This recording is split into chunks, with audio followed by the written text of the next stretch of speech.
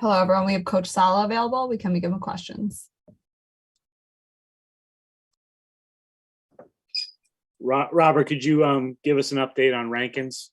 Yeah, Rankins obviously he's dealing with his elbow. We're going to allow the bye week to kind of see what happens here with him. So he's going to be week to week. Recording in progress. As far as IR is concerned, we're not going to even look at that until we get back from the bye week, just to see how this how he responds to this week.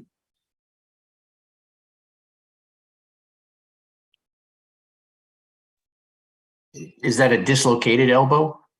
I'm going to leave it at elbow. There's but either way, we're hopeful that he could avoid IR.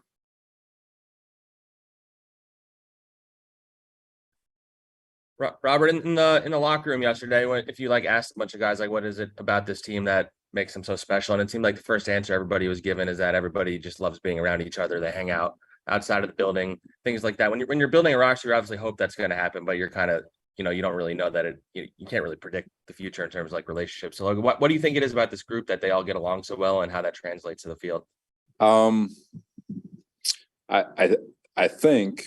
When you're building a roster, and I think this is where Joe's been fantastic, and just the overall communication with coaching staff and scouting. Part of building a culture is bringing in people who love ball, and I think when you have people who have similar likes, you naturally gravitate to one another, and I think that's what you see with our locker room. I think they enjoy each other because they enjoy the same stuff, and they enjoy watching tape together. They enjoy hanging out. They enjoy doing extra lifting, whatever it is, and it's usually a common theme that when teams have that are winning and they're everything's all peaches and cream, if you will. There's the usual common theme is that they like hanging out with each other, but I do think it starts with the people you bring in and the fact that they're so similar in what they like. Robert, when you were embarking on this first head coaching job, is that something that was that something? I mean, I know it's kind of something you really can't work on. I guess it's somewhat organic, but is that something that you consciously wanted to try to create with this team, along with Joe, obviously? For sure, you always want to build an organization that loves each other. Like people, I think when building a roster, and you're trying to think about the locker room and you're trying to think about the team, you want a team that is willing to invest in one another. And so it comes back to investment, coaches investing in players, players investing in players, players investing in coaches, everybody investing in the organization, and the organization investing in everyone. I think when everyone's investing, it becomes very, very personal. And if it becomes personal, you're going to do everything you can not to disappoint that person next to you. And so that mindset, the messaging, the type of players you bring in, all of that is to find a way to make sure that we're all investing in one another so we can create a very personal atmosphere. For you, if I could just follow on that, how much did you take, what you did in your role on the defensive side of the ball with San Francisco? Obviously, you're a very emotional leader on that side, and bring that here and, to maybe a larger version of it, so to speak. I think you need to be authentic to who you are. I get the title changes, the responsibility changes, but what you value as a person and what you believe as from a philosophical or from a philosophy standpoint, and your style of play, all the different things you want to do. I don't think that's supposed to change. I think you're supposed to stay true to who you are, and if you can do that, you can be more clear in the picture you're trying to create, I guess. And so credit to the staff, credit to Joe and his staff. It's really credit to everybody, and very fortunate. Credit to all the players to this point. Now, obviously, we still have, like I said a million times, we still have a long way to go. But anyway, well, you guys know I'm not very comfortable talking about this stuff either. So, Robert, I know you had a certain level of belief anyway going into the season, but when you wake up this morning, you see 6-3, you see your half game behind the Bills, who obviously had so much ballyhoo around them for the entirety of the year. What does that do for you when you wake up and you see that? Is that kind of a cool moment? To wake up with our record the way it is? You're half game behind the Bills. I mean, nothing says you belong more than what the standings say, right? No, it's been fun. Obviously, the first half of the year, even the most optimistic Jet fan wouldn't have had us at 6-3. But at the same time, like we've got a great opportunity coming up in the second half of the season. But that's going to require a mindset of just resetting every single day and treating every moment like a championship moment, and staying true to what we've been able to do. It's attacking this bye week and then coming back next week and attacking the week heading up to New England. And so it's, you got to keep the main thing. And so while what's happened in the past, which is the first 9 games of the season, has been awesome and it's fun and it's cool to get all those affirmations, it doesn't mean anything if we don't attack the second half in the same exact manner. Robert, do you feel the buzz that you guys have created? And if so, what is it like for you that it's happened this quickly, really? Because like you said, I don't think people expected you to be where you are. Like I said, it's fun, but at the same time, just as quickly as we've been able to create buzz, we can easily create negative buzz, right? I've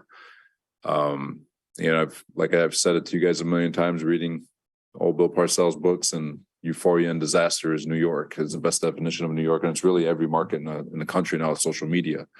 And, when you win, you're a winner. If you lose, you're a loser. And we just but at the same time, you got to focus on the moment. And so it's just it's exciting, but at the same time, how quickly it can change if we can't keep and sustain what we're doing. Robert, this seems obvious, but when you win, the message that you've been kind of putting out to the team and to the coaching staff and out to the fans and the media about building and getting towards success, does it make it easier to deliver that message now that the wins are behind it? Yeah. When you win, it's easy because everyone thinks you're a genius. And when you lose, you're an idiot. And you could do the exact same thing. The result is what usually you look at. But, I go back to that whole thing of faith and belief. Like, it's most of the people in the world nowadays need to see things happen before they think it's possible. The people who have no ceiling in life can see things happen before they know it's possible before they ever see it happen. And so you just have faith. You gotta have faith in the fact that what you're trying to accomplish as an organization, as a team, as a coach, as a player, is possible. And while it may not be visible at that particular moment, you just have faith that it is, because you've got so much faith in yourself as an individual. Robert, is the biggest accomplishment of these first 9 games setting up a chance over these last 8 games? For sure. I mean, it'd be remiss not to say that we do have an opportunity, but if we try to look at the long game, we're going to miss the most important day, which is the one that we're present where our feet are right now. And we've got to attack every moment. So even on this bye week, just challenging our players. Don't just go home or go to the beach and sit back and have a cocktail and relax for a week. There's a workout regimen that we've got to achieve. We've got to be able to attack this week. You've got to be able to attack your regen and make sure we're walking, we're moving, we're taking care of our bodies, still putting all the good stuff in there and treating this. This is not a week off. It's just it's a breather, but we're still getting our work in. And so we got to focus on the moment. I know it's a boring answer, Kaz, but the moment is the most important part of the day. And if we continue to stack those moments up, it'll make for a really exciting second half of the season. Robert, you referenced after the game yesterday about the fact you haven't been here for all of the 12 years of disappointments with no playoffs and whatnot. And you mentioned a few people. I'm curious what your feeling is for Woody and Chris, who have endured a lot of criticism, ridicule, all the way down the line, in having just this taste so far of this success and keeping that rolling. How important is that for you?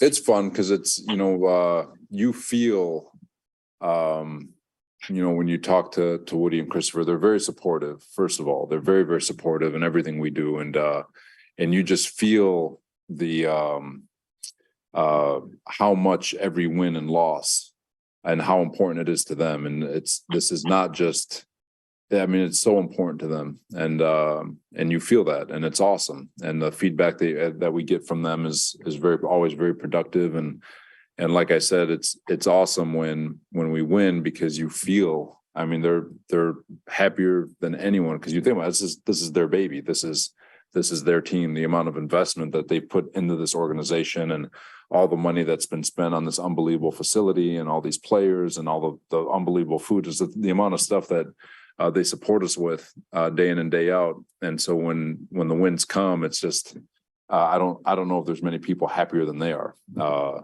And you can see it in their faces. And when we lose, you just see you can feel that also. And it's so winning, obviously, for them, and just knowing what this organization has been through, there's nothing more that any of us want to do is to bring a winner to this organization for our fans, for them, our families. And hope that's pretty much it. Thanks, man. Robert, where did Zach improve the most yesterday compared to the previous week?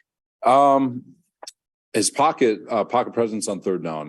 Last week in New England, first and second down, I thought he did a lot of good things versus New England. Third down just kind of fell apart for him a little bit with pressing to try to make a play. Yesterday, it doesn't really show up in the stats because they're not explosive plays, but he got 2 first downs with his legs yesterday, which were huge first downs. One led to the screen that we scored the touchdown the very next play. He had a throwaway on third down, which was big. It was a second down throwaway, which allowed us to convert on the next third down. And so he did a lot of really, really nice things. Got rid of the ball quick. That third down towards the end of the game, the Mims was such a big play. So overall, I just thought he was really good, just keeping the main thing, understanding that throwing the ball away or running with your feet, avoiding big negative plays is a positive. And really thought he did a really nice job. And he's been doing it all year. And, he's still a pup, just like, you guys have all had kids, I'm sure. I mean, every once in a while they fall on their face. You just got to pick them up and start walking again. And so New England, I get it. There's a couple of mistakes, but he's been having a really nice year, and he's going to continue to get better. Robert, we've talked a We'll lot take a about couple more for coach. We've talked a lot about the young guys. I think you said, before camp or during camp that if you had hair, sometimes they'd make you pull the hair out of your head. Have they grown up even quicker than you expected? Yeah, they're doing a fantastic job. They're making plays. They're opportunistic. They bring a lot of juice and energy. They're not jaded to the NFL yet, and so every first down is the biggest thing. Every yard gain is the biggest thing, and so young guys, when you have that vibrant youth, they just bring a lot of juice. It's contagious. Everybody gets it, and so you even get some. You got C.J. Mosley being demonstrative, and as a veteran, which usually it's ho hum. I've done this already. He's, his personality has come out, which I love, and so they've been doing a great job. And this bye week is perfect timing because this is about time when their college season usually ends. And so hopefully we can help them take care of this so they don't hit that rookie wall, and we can keep ascending as the year goes on. Robert, what was your message to the guys going into the bye week? I don't know if you saw their Giants player got hurt during the bye week. I imagine. Yeah, it's unfortunate. It's like I said earlier, it's not a week off. It's a week to get away from the building, get away from your coaches. But it's not a week, and it's a week to take care of yourself, not to get away from the physical aspect where you're beating up your body. But as far as regen and mental and working out and keeping your conditioning, that is not off. And the message is to continue to take care of your body, consume things that help your body, so we can attack the second half of the season. I've seen players that, we talked about it today, that went into a bye week and absolutely destroyed their entire season because they went to a beach and drank beer and ate nachos for an entire week, and came back 10 pounds heavier and destroyed their entire back half of the season. And so just to challenge everybody to attack this bye week, keep the main thing, which is their bodies, to keep paying attention to it. Don't waste days, and come back ready to roll on Monday. That sounds like you're talking about the entire writing crew. There. Anything else for coach? Thank you, everyone. Thank you, coach. All right. Thanks, guys.